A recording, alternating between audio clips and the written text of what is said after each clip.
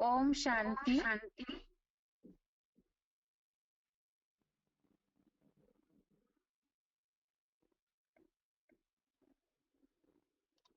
भगवत गीता श्लोक क्लास में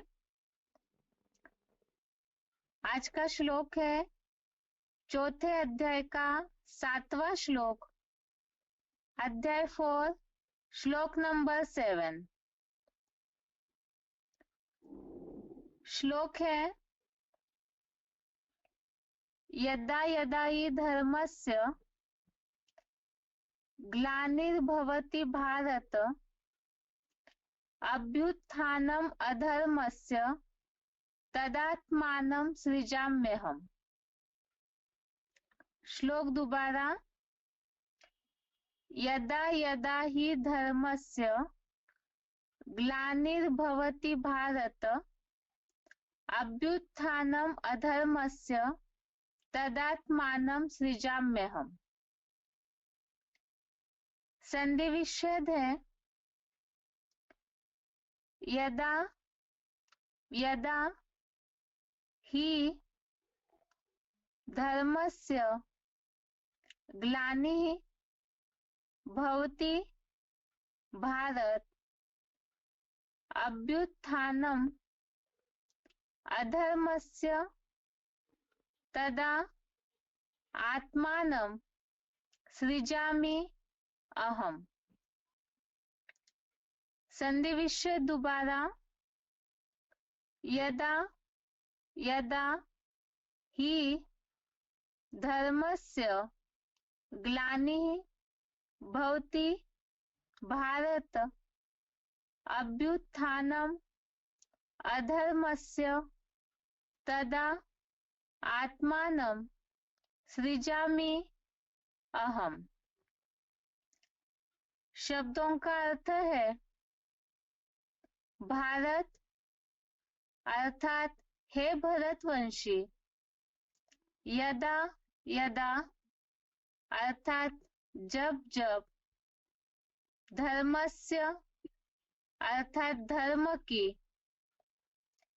ग्लानि अर्थात ग्लानि, अधर्मस्य अर्थात अधर्म की, अभ्युत्थानम अर्थात रिद्धि, भवति अर्थात होती है, तदा अर्थात तब, ही अर्थात ही, अहम अर्थात मैं, आत्मानम अर्थात स्वयं, सृजामि अर्थात जन्म लेता हूँ।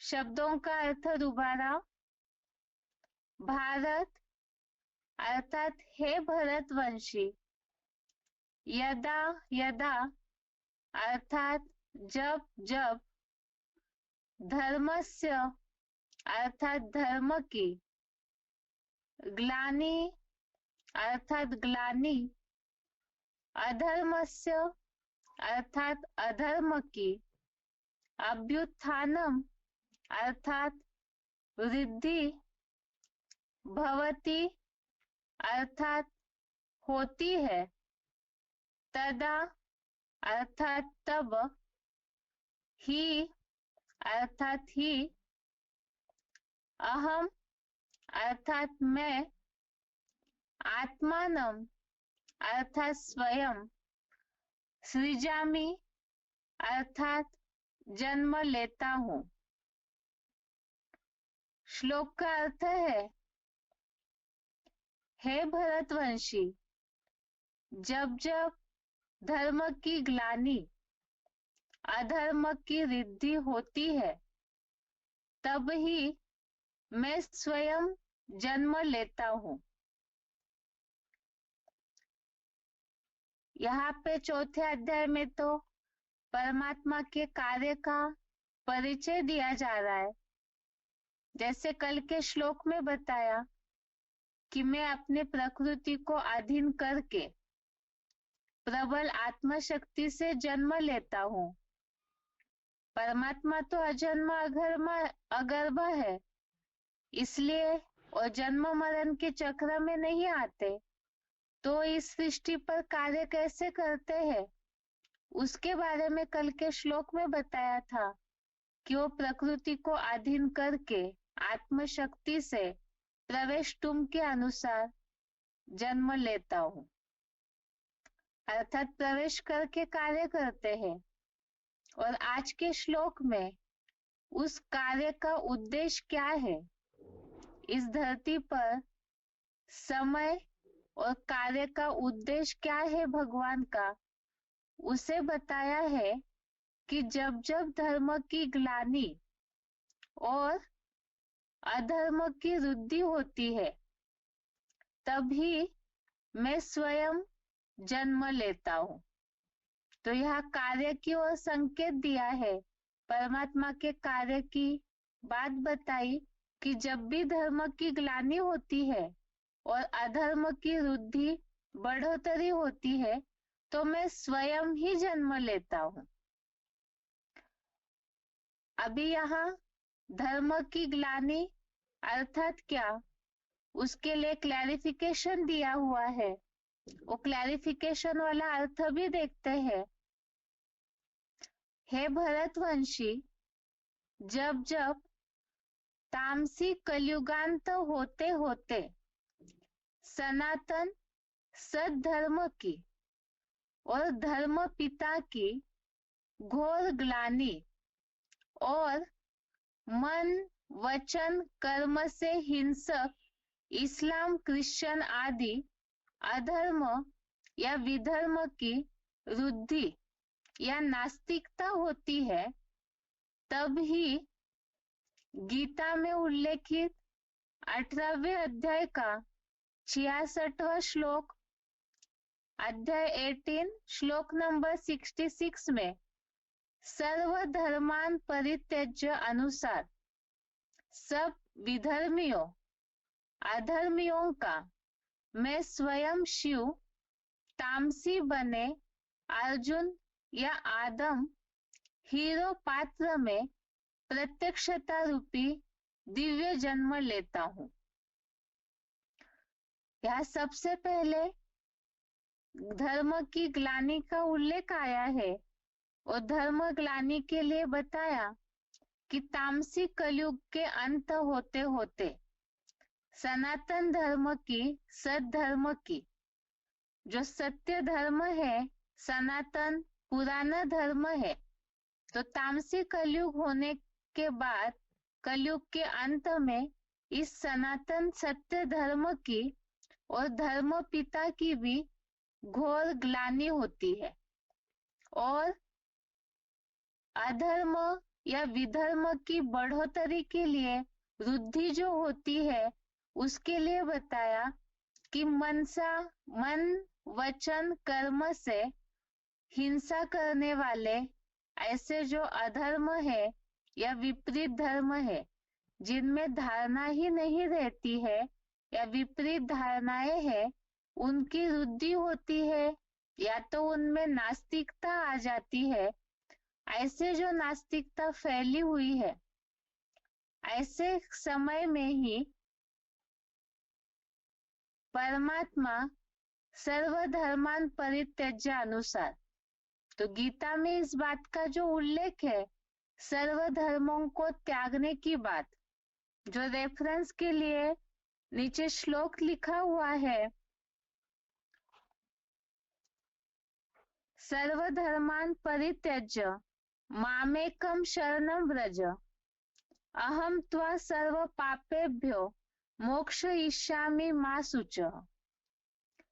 इसमें भावार्थ में बात बताई है, सब धर्मों की यहाँ धर्म ग्लानि की बात तब आती है या विधर्म की बढ़ोतरी की जो बात का उल्लेख आया हुआ है, और सारे धर्मों की ग्लानि, सनातन धर्म की ग्लानि की जो बात बताई है, वो ऐसे समय में ही होती है जब बहुत सारे धर्मों की वृद्धि हुई है। और इसी के लिए भगवत गीता में दूसरा प्रूफ के लिए श्लोक है कि सारे धर्मों को त्यागने के लिए भगवान ने बताया कि जब इन सारे ही विपरीत धर्मों को त्यागेंगे, सब हिंदू मुसलमान आदि धर्मों को पूरा ही त्याग कर मुझ अल्लाह अव्वल दिन माने गए एक शिव बाबा की शरण में आ जा, तो मैं तुझे सब पापों से मुक्त कर दूंगा। अर्थात ये दूसरा प्रूफ है कि कलयुग के अंत में इतने ढेर धर्म हो जाते हैं सृष्टि पर कि जब तक उन सारे धर्मों का परित्याग नहीं करते हैं, तब तक जो पाप मुक्ति की अवस्था, पापों से मुक्ति होनी चाहिए, वो नहीं हो सकती है। और इसी के लिए बताया कि सर्वधर्मान परित्यज्य अनुसार सब विधर्मियों अधर्मियों का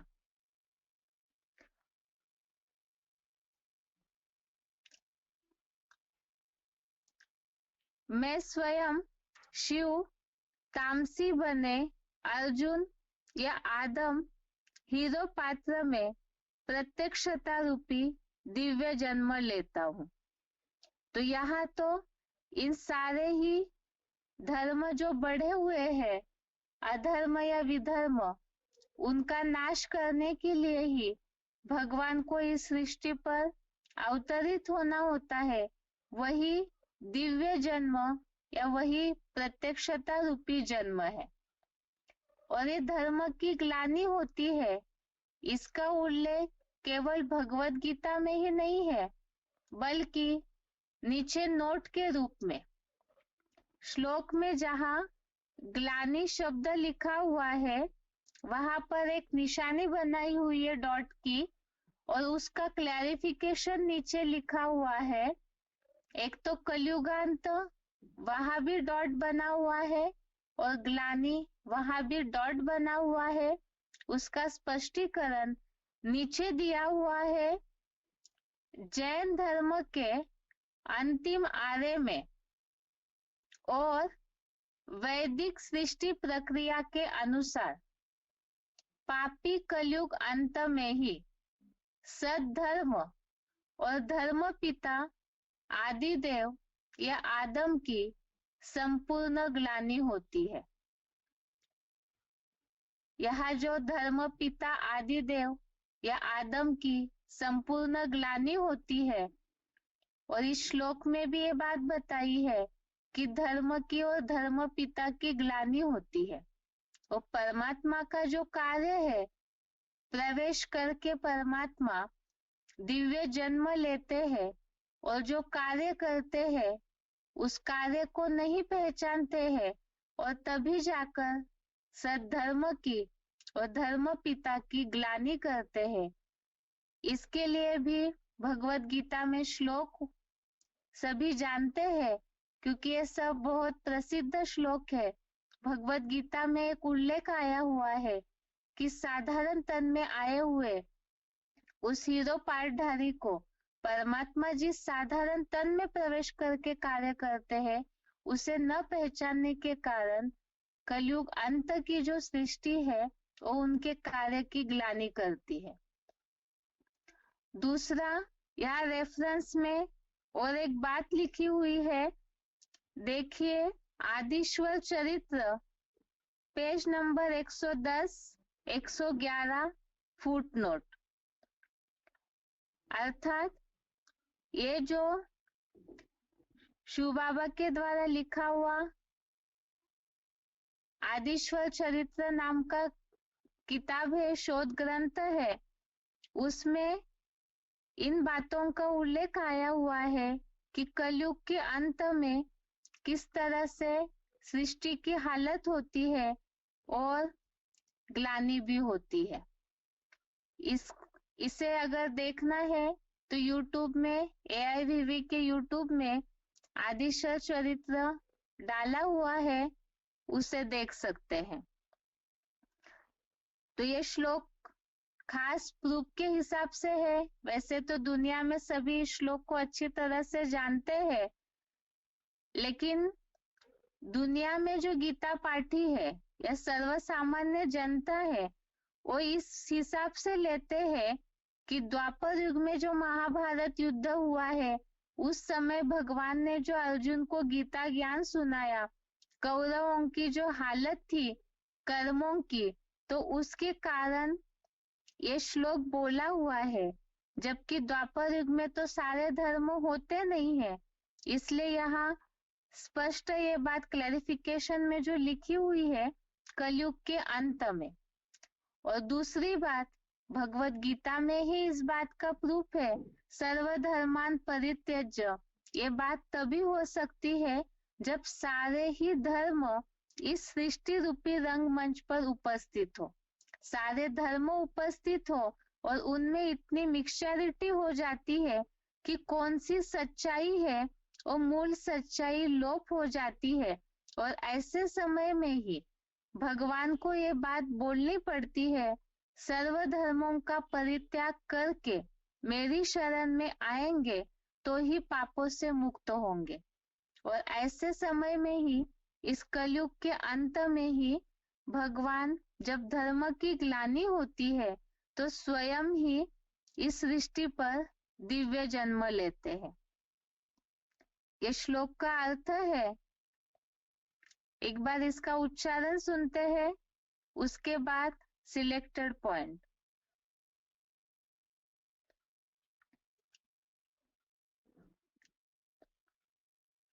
इसके साथ जो नीचे आदिश्वर चरित्र का उल्लेख पेज नंबर 110, 111 का लिखा हुआ था, वो भी डिस्प्ले में दिख रहा होगा जिनके पास स्मार्टफोन है। एक बार इसका उल्लेख भी पढ़ लेते हैं। महाभारत वन पर्व में इसका उल्लेख धर्म की ग्लानि या जो कलयुग की स्थिति है उसका उल्लेख लिखा हुआ है। लोकानां मनुज व्याघ्र प्रलयम तम विदुर्बुधा अल्पावशिष्टे तु तदा युगान्ते भरतर्षभ सहस्रान्ते नरः सर्वे प्रायशो नृतवादिनः। और कलयुग का ये हमने बेसिक कोर्स में भी देखा है, ये उल्लेख को। कलयुग की जो स्थिति है उसके बारे में भी महाभारत वन पर्व में उल्लेख आया है। सहस्रमेकं वर्षाणां ततः कलियुगं स्मृतं तस्य वर्षशतं संधि संध्याश्च ततः परम् संधि संध्या क्षयोस्तुल्यं प्रमाणमुपधारय। तो इसमें जो कलयुग का उल्लेख आया हुआ है, जो हरिवंश पुराण का भी हमने उल्लेख देखा था कि क्रूर कलयुग जो है अपनी 200 वर्षों की संध्या के साथ, इस तरह जो उल्लेख आया हुआ है, तो यहाँ भी कलयुग के वर्षों का उल्लेख दिया हुआ है। हरिवंश पुराण का उल्लेख भी नीचे दिया हुआ है। तथा वर्ष सहस्रम तु वर्षाणां द्वेषते तथा संध्या सह संख्यातम क्रूरम कलियुगम स्मृतम। तो ये सब उल्लेख तो इसलिए दिए हुए हैं क्योंकि कलयुग के अंत में ही जिस तरह से दुनिया की हालत होती है, तो उन सब का उल्लेख भी अलग अलग ग्रंथों में भी आया हुआ है। ये श्लोक का अर्थ है। इसके बाद उच्चारण देखते हैं। यदा यदा हि धर्मस्य ग्लानिर्भवति भारत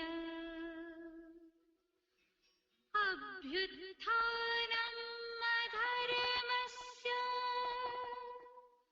तदात्मानं सृजाम्यहम्। हे भरतवंशी, जब जब तामसी कलियुगांत होते होते सनातन सद्धर्म की और धर्म पिता की घोर ग्लानि और मन वचन कर्म से हिंसक इस्लाम क्रिश्चियन आदि अधर्म या विधर्म की वृद्धि या नास्तिकवाद होता है। तब ही गीता के 18वें अध्याय के 66वें श्लोक में सर्व धर्मान परित्यज्य अनुसार सब विधर्मियों अधर्मियों का मैं शिव तामसी बने अर्जुन आदम हीरो पात्र में प्रत्यक्षता रूपी दिव्य जन्म लेता हूँ। जैन धर्म के अंतिम आर्य में और वैदिक सृष्टि प्रक्रिया के अनुसार पापी कलयुग अंत में ही सद धर्म और धर्म पिता आदिदेव आदम की संपूर्ण ग्लानि होती है। देखिए आदिश्वर चरित्र पृष्ठ 110 और 111 फुटनोट YouTube AIVV में। इसके अलावा महाभारत वन पर 188वें अध्याय का 25, 26, 29, 30वां श्लोक, भागवत पुराण 12-2-31 और हरिवंश पुराण 2-8-14 में 1250 यदा यदा हि धर्मस्य ग्लानिर्भवति भारत अभ्युत्थानम् अधर्मस्य तदात्मानं सृजाम्यहम्। हे भरतवंशी, जब जब तामसी कलयुगांत होते होते सनातन सद्धर्म की और धर्म पिता की घोर ग्लानि और मन वचन कर्म से हिंसक इस्लाम क्रिश्चियन आदि अधर्म या विधर्म की वृद्धि या नास्तिकवाद होता है। तब ही गीता के 18वें अध्याय के 66वें श्लोक में सर्व धर्मान परित्यज्य अनुसार सब विधर्मियों अधर्मियों का मैं शिव तामसी बने अर्जुन आदम हीरो पात्र में प्रत्यक्षता रूपी दिव्य जन्म लेता हूँ। जैन धर्म के अंतिम आर्य में और वैदिक सृष्टि प्रक्रिया के अनुसार पापी कलयुग अंत में ही सद धर्म और धर्म पिता आदिदेव आदम की संपूर्ण ग्लानि होती है। देखिए आदिश्वर चरित्र पृष्ठ 110 और 111 फुटनोट YouTube AIVV में। इसके अलावा महाभारत वन पर 188वें अध्याय का 25, 26, 29, 30वां श्लोक, भागवत पुराण 12-2-31 और हरिवंश पुराण 2-8-14 में 1250 आगे इस श्लोक से रिलेटेड कुछ पॉइंट्स। पहला है गीता क्लैरिफिकेशन MP3।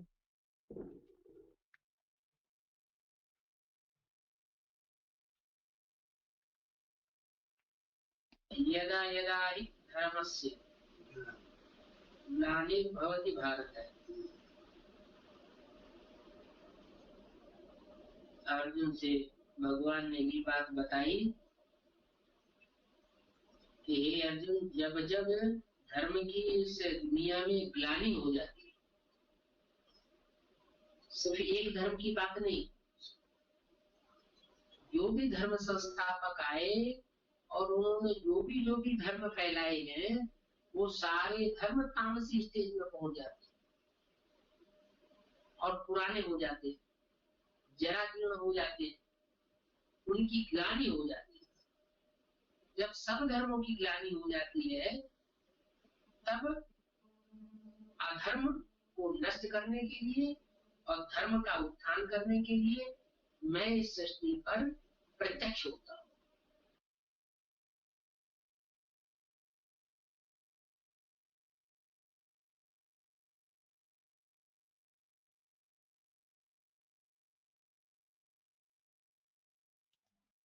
आगे है VCD नंबर 1245, VCD नंबर 1245। अभी बाप तुमको आकर के कितना समझदार बनाते हैं कि तुम ही पूज्य थे और तुम ही अब पुजारी बने हो। ऐसे नहीं कि मैं कोई पूज्य और पुजारी बनता हूँ, न तो मैं पूज्य बनता हूँ और न मैं पुजारी बनता हूँ। हे बच्चे, मैं एक ही बार आता हूँ।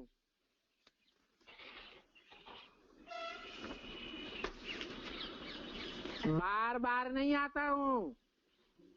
जो गीता में लिख दिया है, संभवामि युगे युगे, हर युग में आता हूँ। नहीं, मैं वास्तव में 5,000 वर्ष के चक्र में जब चारों अवस्थाओं के 4 युग पूरे होते हैं, तब तमो प्रधान कलयुग के अंत में आता हूँ, सतो प्रधान कलयुग बनाने के लिए, वो सतयुग बनाने के लिए। बाकी जो संभवामि युगे युगे लिख दिया है, वो शास्त्रों में कहाँ की यादगार है? संगम युग की यादगार है। संगम युग में जब मैं आता हूँ तो चारों वर्ण के मनुष्य आत्माओं की शूटिंग कराता हूँ। देवता वर्ण की पूरी शूटिंग होती है तो एक अवतार, क्षत्रिय वर्ण की शूटिंग होती है तो दूसरा अवतार, फिर द्वापर युग की शूटिंग पूरी होती है, कृष्ण के रूप में अवतार दिखाई दिए है, फिर कलयुग की शूटिंग पूरी होती है तो कलंकीधर अवतार दिखाई दिए। वास्तव में मैं 4 अवतार नहीं लेता हूँ, मैं तो एक ही बार आता हूँ। मैं पावन दुनिया में क्यों आऊंगा? जो दुनिया सत्व प्रधान है, सुखदायी दुनिया है, उसमें मुझे आने की क्या दरकार है? वहां तो कोई को काल खाता भी नहीं है, काल वहां आ ही नहीं सकता। बाप तो कालों का काल है। जब इस दुनिया में चारों ओर काल मंडराता है, जो सूरदास ने लिख दिया है, उत्तर दक्षिण पूर्व पश्चिम चहुं दिस काल फिरे, ऐसो जोग परे, तब मैं आता हूं। तो मुझे सतयुग में आने की दरकार नहीं है।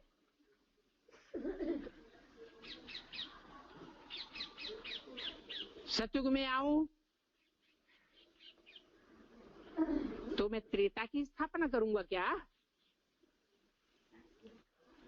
द्वापर में आऊं तो क्या कलयुग की स्थापना करूंगा क्या? मैं तो आता ही हूं कलयुग के अंत में, तामसी दुनिया को सत्व प्रधान दुनिया बनाने के लिए।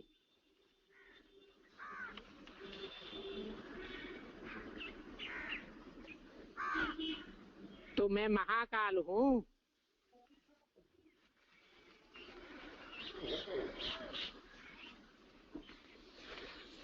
सतयुग में तो काल आता ही नहीं है, स्वेच्छा से शरीर छोड़ते हैं।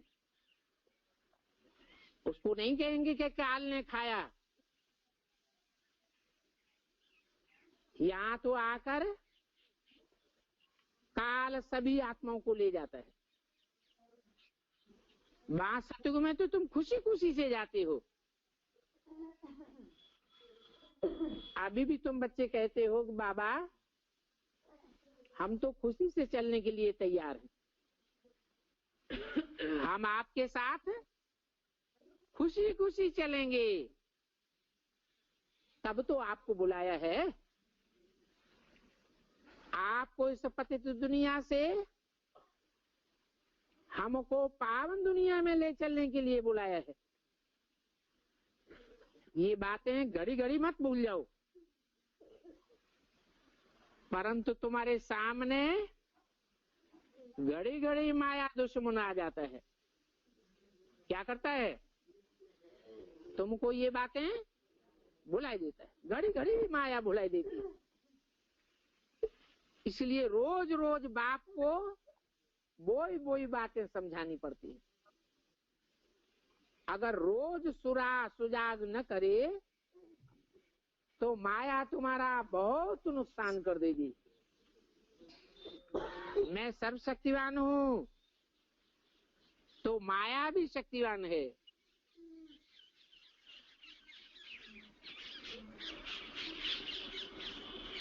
माया का राज्य भी आधा कल्प चलता है। आधा कल्प माया ने तुम्हारे ऊपर राज्य किया है।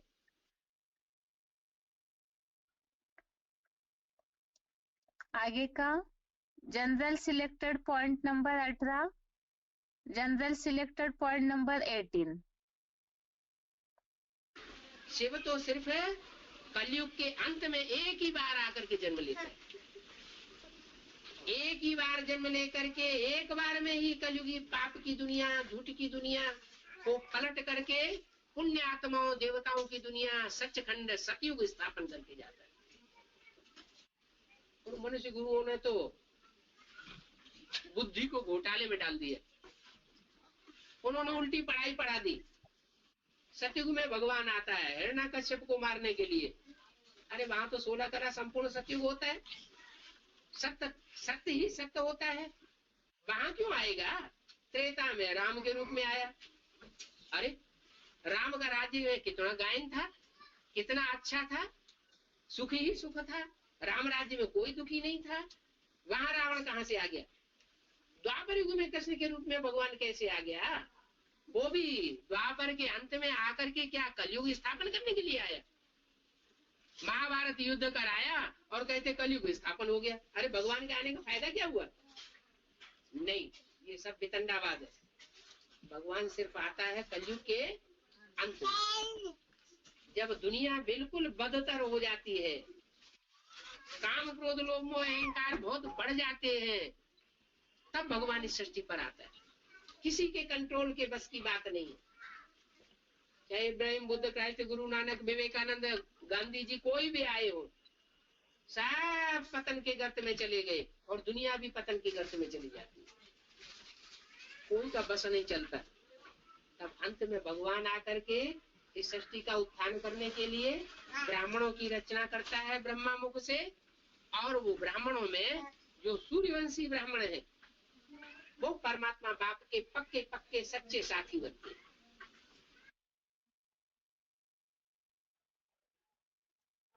आगे का पॉइंट है नंबर 2282, VCD नंबर 2282।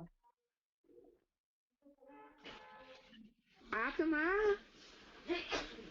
सूक्ष्म ज्योति बिंदु बिना शरीर के कोई काम नहीं कर सकती। इसलिए हर आत्मा को माता के पेट में जो देह तैयार होती है उस देह रूपी मूर्ति में प्रवेश करना पड़ता है। ऐसे ही जो आत्माओं का बाप है वो भी बिना शरीर के कुछ भी नहीं कर सकता। वो बाप जन्म मरण के चक्र से न्यारा है।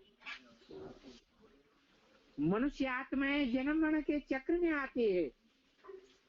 भगवान कभी जन्म मरण के चक्र में नहीं आता, इसलिए वो त्रिकालदर्शी है।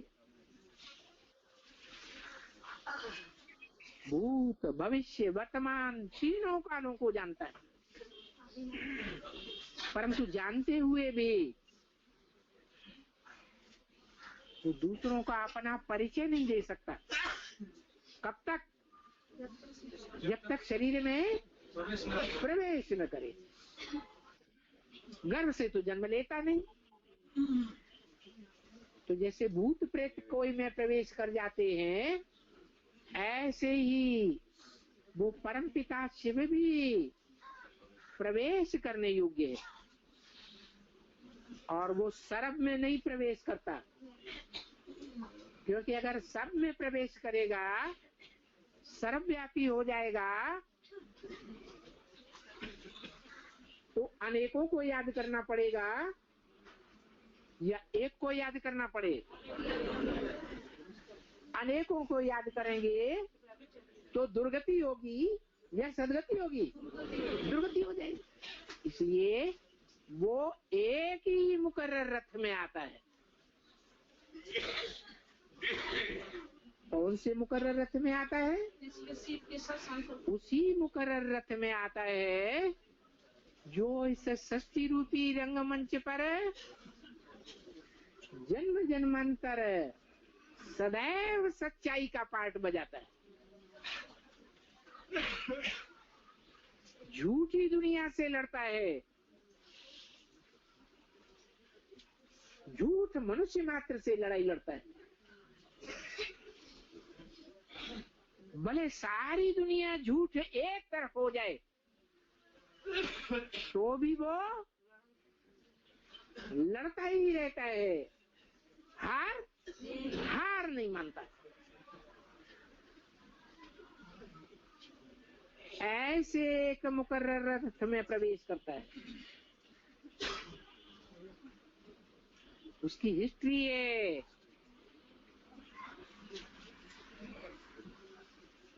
किसमें आता है? भारत में आता है। भा माने ज्ञान की रोशनी, रत माना लगा रहने वाला। किसमें आता है? जो जन्म जन्मांतर ज्ञान की रोशनी में ही लगा रहता है।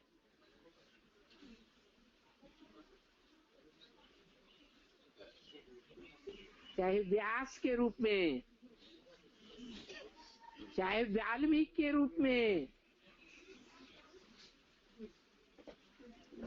चाहे तुलसीदास के रूप में। ये तो ज्ञान की बात हो गई। परंतु प्रैक्टिकल जीवन में भी सच्चे कर्म करके दिखाता है या झूठा कर्म करता है? मनुष्य जीवन में सत्य कर्म हिंसा है या अहिंसा है? अहिंसा। परंतु अहिंसा भी कायरों की होनी चाहिए या वीरों की होनी चाहिए? अहिंसा में तो महात्मा बुद्ध का बौद्ध धर्म भी है। उन्होंने कैसी अहिंसा सिखाई है? ऐसी अहिंसा सिखाई कि जब विदेशियों ने भारत में आक्रमण किए तो हाथ खड़े कर दिए। उनसे लड़ाई नहीं लड़ी। अपने बीवी बाल बच्चों को उनको सौंप दिया। अब बताओ, दुश्मन से तो हिंसा नहीं की, अपने बीवी बाल बच्चों पर हिंसा की है या नहीं की? है? हिंसा की। वो आत्माएं जिनको दूसरों के अधीन कर दिया, जन्म जन्मांतर के लिए अधीन हो गई, वो आत्माएं दुखी होंगी या सुखी होंगी? हैं? दुखी होंगी। तो हिंसा हुई ना।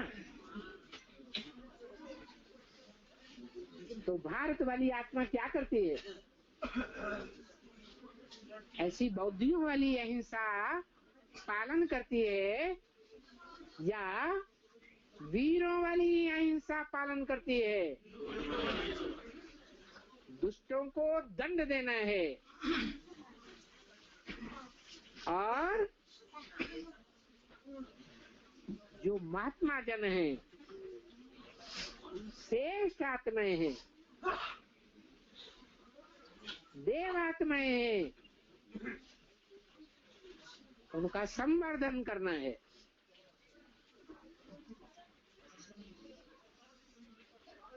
तो राणा प्रताप ने क्या किया?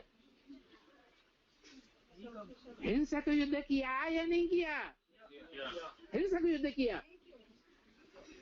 किस लिए किया? भाव क्या था? भाव प्रधान विश्व रचि राखा। उस भाव में रहकर जो जैसा करे सो तस फल चाखा। हिंसा की या नहीं हिंसा की है? राणा प्रताप ने हिंसा की या नहीं की है?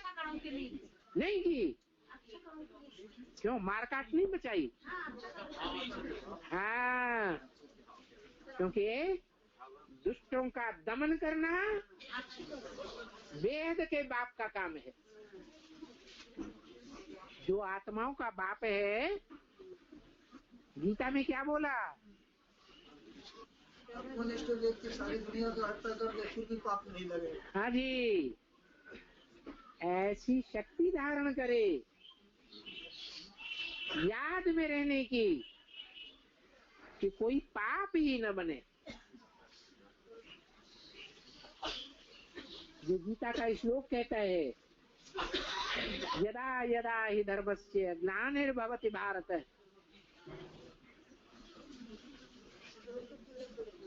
धर्म का उत्थान करने के लिए, अधर्म का विनाश करने के लिए, धर्मावलंबियों को ऊंचा उठाने के लिए और अधर्मियों को नाश करने के लिए मैं आता हूँ। तो आत्माओं के बाप का ये काम है, तो बच्चों का क्या काम होना चाहिए? है? जो बाप का काम तो बच्चों का काम। अभी के पॉइंट में जैसे शिव बाबा ने बताया, ये पॉइंट कल के श्लोक के लिए भी लागू हो रहा है। आत्मशक्ति से प्रवेश करते हैं तो सुप्रीम सोल जिस मुकर्रर तन में प्रवेश करते हैं, तो मुकर्रर तनधारी मुख्य कार्य यही करते हैं, अधर्मियों का विनाश। आगे का पॉइंट है वीसीडी नंबर 1830, वीसीडी नंबर 1830। कैसे बनते हैं?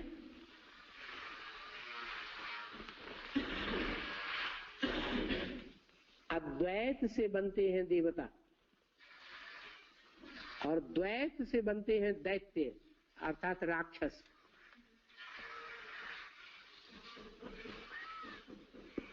अद्वैत माने एक, दूसरा कोई नहीं।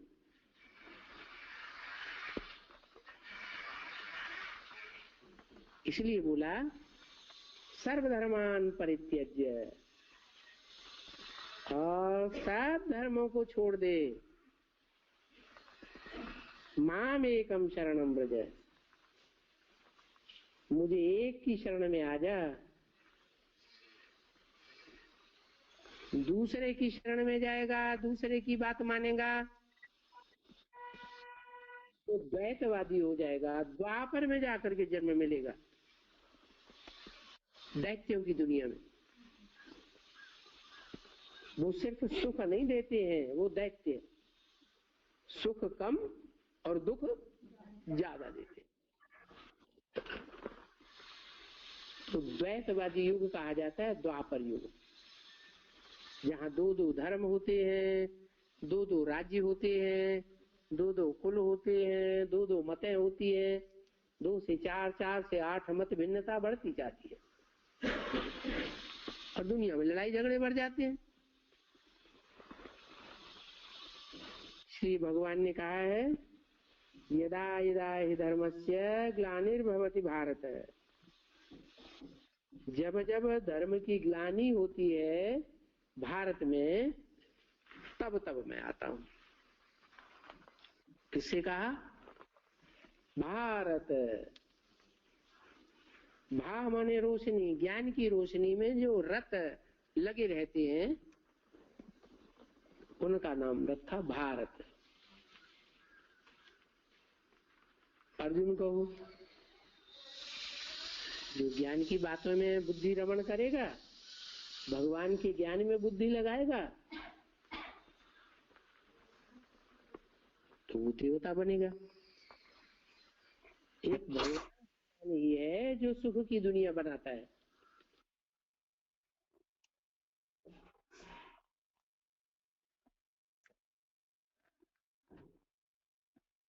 आगे मुरलियों में भी श्लोक से रिलेटेड कुछ पॉइंट्स हैं।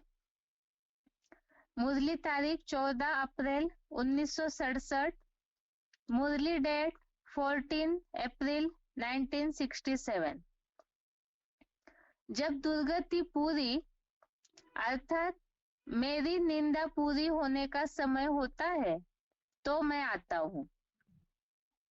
जब दुर्गति पूरी अर्थात मेरी निंदा पूरी होने का समय होता है तो मैं आता हूँ। अगला पॉइंट है मुरली तारीख 2 मई 1985, मुरली डेट 2 मई 1985। भारत में जितनी भगवान की निंदा करते हैं उतना और कोई खंड में नहीं करते। बाप कहते हैं मैं आता भी भारत खंड में हूँ, भारत को ही आकर ऊंच बनाता हूँ। पॉइंट दोबारा, मुरली तारीख 2 मई 1985। भारत में जितनी भगवान की निंदा करते हैं उतना और कोई खंड में नहीं करते। बाप कहते हैं मैं आता भी भारत खंड में हूँ, भारत को ही आकर ऊंच बनाता हूँ। आगे का पॉइंट, मुरली तारीख 11 जनवरी 1972, मुरली डेट 11 जनवरी 1972। फिर से सहज राजयोग सिखाए, श्रेष्ठाचारी देवी देवता धर्म की स्थापना कर, बाकी जो सभी भ्रष्टाचारी धर्म है उन सभी का विनाश कराता हूँ। शंकर द्वारा विनाश, शंकर की और कोई बात ही नहीं। पॉइंट दोबारा, फिर से सहज राजयोग सिखाए, श्रेष्ठाचारी देवी देवता धर्म की स्थापना कर, बाकी जो सभी भ्रष्टाचारी धर्म है उन सभी का विनाश कराता हूँ। शंकर द्वारा विनाश, शंकर की और कोई बात नहीं। इसमें बात बताई, एक तो जहाँ सारे धर्म इकट्ठे होते हैं तो ऐसे सभी धर्मों का विनाश करने, श्रेष्ठ धर्म की स्थापना करने, और वो जिनके द्वारा होता है कार्य उनका भी उल्लेख दिया, शंकर द्वारा विनाश। आगे का पॉइंट है मुरली तारीख 2 जून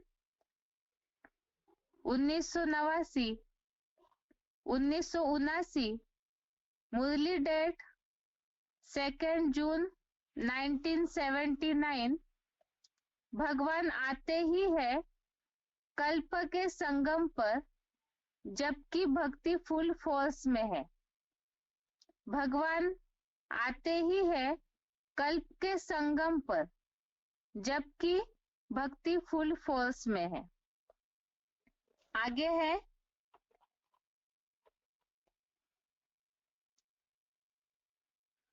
आगे का पॉइंट, मुरली तारीख 29 नवंबर 1988, मुरली तारीख 29 नवंबर 1988।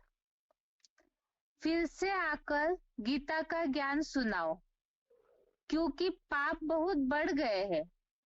वह फिर रेस्पॉन्ड करते हैं कि हाँ, जबकि भारत पाप आत्मा दुखी बन जाता है, धर्म ग्लानि हो पड़ती है तो मैं आता हूँ। स्वरूप बदलना पड़ता है, जरूर मनुष्य तन में ही आएंगे। पॉइंट दोबारा, मुरली तारीख 29 नवंबर 1988। फिर से आकर गीता का ज्ञान सुनाओ, क्योंकि पाप बहुत बढ़ गए हैं। वह फिर रेस्पॉन्ड करते हैं कि हाँ, जबकि भारत पाप आत्मा दुखी बन जाता है, धर्म ग्लानि हो पड़ती है तो मैं आता हूँ। स्वरूप बदलना पड़ता है, जरूर मनुष्य तन में ही आएंगे। आगे का पॉइंट है मुरली तारीख 9 जनवरी 1990, मुरली डेट 9 जनवरी 1990। भारत पर तो कितनी आफतें आती रहती है, फिर मैं घड़ी घड़ी आता हूँ क्या? मेरे पार्ट की लिमिट है। जब पूरा दुख होता जाता है तब मैं अपने समय पर आता हूँ। 1 सेकंड का भी फर्क नहीं पड़ता है। पॉइंट दोबारा, भारत पर तो कितनी आफतें आते रहती है, फिर मैं घड़ी घड़ी आता हूँ क्या? मेरे पार्ट की लिमिट है। जब पूरा दुख होता जाता है तब मैं अपने समय पर आता हूँ। 1 सेकंड का भी फर्क नहीं पड़ता है। इन पॉइंट में जैसे बताया है, एक तो भारत में जो भक्ति मार्ग में मान्यता है अलग अलग अवतारों की, या तो द्वापर युग में भगवान आए, तो इस पॉइंट में ये बात का उल्लेख दिया है कि भारत पे तो कितनी आफतें आई है, लेकिन भगवान घड़ी घड़ी नहीं आते। जब दुख की लिमिट पूरी हो जाती है, अति का दुख हो जाता है, अर्थात श्लोक में जो बताया है कि धर्म की अति की ग्लानि होना, और उसी समय धर्म भ्रष्टता के कारण ही दुखी होते हैं मनुष्य, उसी समय भगवान सृष्टि पर आते हैं। और पहले पॉइंट में भी जो बताया है, धर्म ग्लानि हो पड़ती है तभी मैं आता हूँ, और स्वरूप बदल कर, अर्थात वो तो आत्मा है सुप्रीम सोल सदाशिव ज्योति, तो जरूर हो कोई साधारण तन में स्वरूप बदल कर मनुष्य तन में ही आते हैं। आगे का पॉइंट है, मुरली तारीख 15/10/88, मुरली डेट 15 अक्टूबर 1988। शिव बाबा जो ज्ञान का सागर है, उसने ही स्वयं आकर के कहा है, मैं तुम बच्चों को राजयोग सिखलाने कल्प कल्प एक ही बार आता हूँ, मेरा और कोई अवतार होता नहीं है। पॉइंट दोबारा, शिव बाबा जो ज्ञान का सागर है, उसने ही स्वयं आकर के कहा है, मैं तुम बच्चों को राजयोग सिखलाने कल्प कल्प एक ही बार आता हूँ, मेरा और कोई अवतार होता नहीं है। ये आज का श्लोक हो गया। अभी आगे बेसिक कोर्स। बेसिक कोर्स में बात चल रही थी सर्व आत्माओं का पिता एक है। इसमें कल देख रहे थे हम भगवान के अस्तित्व के बारे में, भगवान की उपस्थिति के बारे में। दुनिया में बहुत सारी अलग अलग मान्यताएं हैं। तो टॉपिक चल रहा था, क्या भगवान अनेक बार अनेक नाम रूप में अवतार लेते हैं? ये जो मान्यता है वैरायटी प्रकार की सभी मनुष्यों के मन बुद्धि में बैठी हुई है। भगवान की जिस तरह से अलग अलग महिमा है या कर्तव्य है, उस हिसाब से शास्त्रों में भगवान के कर्तव्य को लेकर अलग अलग मान्यताएं हैं। तो इसका कारण क्या है? शास्त्रों में भगवान के अनेक नाम व अनेक रूप दिखाने का कारण क्या है? तो इसका कारण हमने देखा, भगवान के अनेक अवतार दिखाए हैं। अलग अलग नाम और अलग अलग रूप का कारण भगवान के अनेक अवतार दिखाए हैं। अब अनेक अवतार दिखाने का कारण क्या है? तो भगवान के आने का अलग अलग समय दिखाया है। ये अवतारों के बारे में भी अलग अलग समय संदर्भ दिखाया गया। तो सोचा कि भगवान अनेक है, या इस तरह से अनेक अवतारों में भ्रांतियां फैल गई। मेन बात तो भगवान के कर्तव्य को भूलने के कारण, भगवान के इस सृष्टि पर आने का जो मूल उद्देश्य है, उसे मनुष्य भूलने के कारण ही अलग अलग युगों में अलग अलग रूपों में उनको दिखाया है। अर्थात भगवान के कार्य का जो मूल उद्देश्य है उसे ही मनुष्य समझ नहीं पाए। लेकिन अभी तक हमने जो कोर्स देखा उसमें जो उल्लेख आया है कि जब मनुष्य कलाहीन बन जाते हैं, अनेक मतांतर बढ़ गए, धर्म बढ़े, उसमें संघर्ष बढ़ा, तो इस कारण ही अधर्म का नाश करने और सद्धर्म की स्थापना के लिए ही भगवान को इस सृष्टि पर आना होता है। और इसके लिए भी खास जब पुराने कल्प का अंत होता है और नए कल्प की शुरुआत करनी है, तो ऐसे समय में ही भगवान इस सृष्टि पर आते हैं। इसे हमने सृष्टि चक्र के चित्र में जो उल्लेख आया उसमें देखा है। अब इन सब बातों की सच्चाई को, वास्तविकता को भूलने के कारण ही शास्त्रों में भगवान के अलग अलग अवतार दिखाए और अनेक नाम रूपों के बारे में, भगवान के कर्तव्यों के बारे में अज्ञानता या अलग अलग भ्रांतियां फैली हुई है।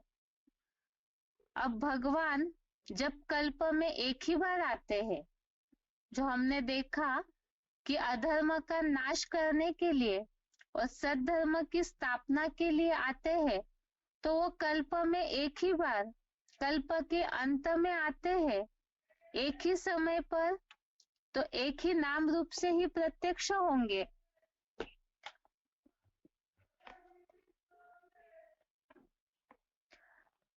तो जब वो अलग अलग नाम रूप, भले ही उनके नाम अलग अलग हो, जिस कर्तव्य के लिए कलयुग के अंत में भगवान सृष्टि पर आते हैं, उनके कार्य के आधार से भले नाम अलग हो सकते हैं, लेकिन रूप तो एक ही होगा, पर्सनालिटी तो एक ही होगी।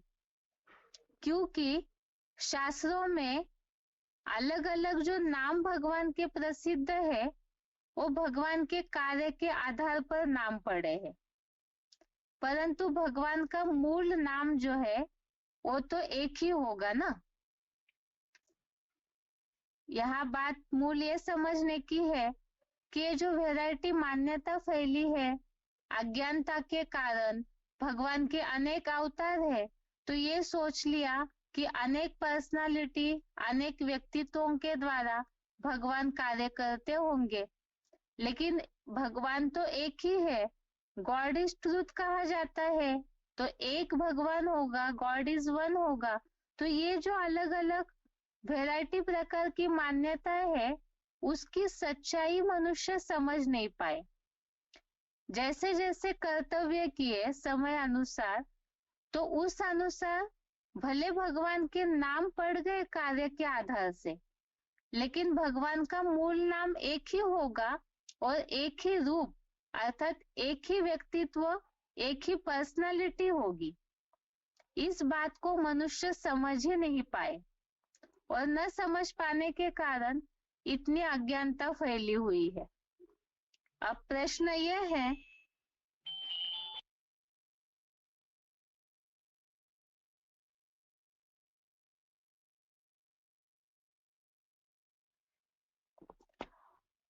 अब बात यह है फिर, जो भी जिज्ञासु है, भक्ति मार्गीय गीता पाठी ब्राह्मण है, भक्त है, तो उनसे इस बात को पूछ सकते हैं कि वो भगवान को जितनी आस्था, श्रद्धा, भावना रख रहे हैं, तो क्या वो भगवान को, भगवान के नाम रूप को यथार्थ रीति जानते हैं, या तो कोई भी इन बातों को निश्चयात्मक बुद्धि से पूरी तरह से ये नहीं कह सकता है कि हम भगवान को यथार्थ रीति जानते हैं। वास्तविकता तो यह है कि भगवान का यथार्थ परिचय, भगवान के कार्य की सच्चाई इस दुनिया में कोई भी नहीं जानता है। इस बात को तो कोई भी नहीं मानना चाहेगा। दुनिया में बहुत ऐसे श्रद्धा भावना वाले लोग हैं जो ये सोचेंगे कि ये आपने क्या कह दिया, कि हमारी इतनी श्रद्धा भावना है, इतनी पूजा पाठ करते हैं हम, तो आप ये कैसे कह सकते हैं कि हम भगवान को यथार्थ रीति नहीं जानते हैं। तो अभी जितनी सारी बातें हमने देखी कि इन सारी बातों के कारण भगवान के व्यक्तित्व, भगवान के कार्य को लेकर के ही बहुत उलझने हैं मनुष्यों के मन में। और इसके अलावा भी ऐसी और भी प्रमाण है जिससे इस बात को सिद्ध किया जा सकता है कि मनुष्य भगवान को यथार्थ रीति जानते ही नहीं है। वो कैसे? तो भगवान से जो मनुष्यों का संबंध है, उस संबंध से भगवान की याद, भगवान के प्रति जो भावना है, उसको लेकर के ही देखा जाएगा कि भगवान के प्रति आस्था भले हो मनुष्यों की, लेकिन वो आस्था भटक रही है, स्थिर नहीं है। भगवान को याद करने का तरीका लोगों का सही नहीं है। इन सब बातों को कि भगवान को मनुष्य यथार्थ रीति नहीं जानते हैं और न जानने के कारण ही जो प्राप्ति की अनुभूति है वो नहीं कर पाते हैं, इन सब बातों को अगले क्लास में देखते हैं। आज के लिए गीता क्लास यहाँ तक ही। ओम शांति।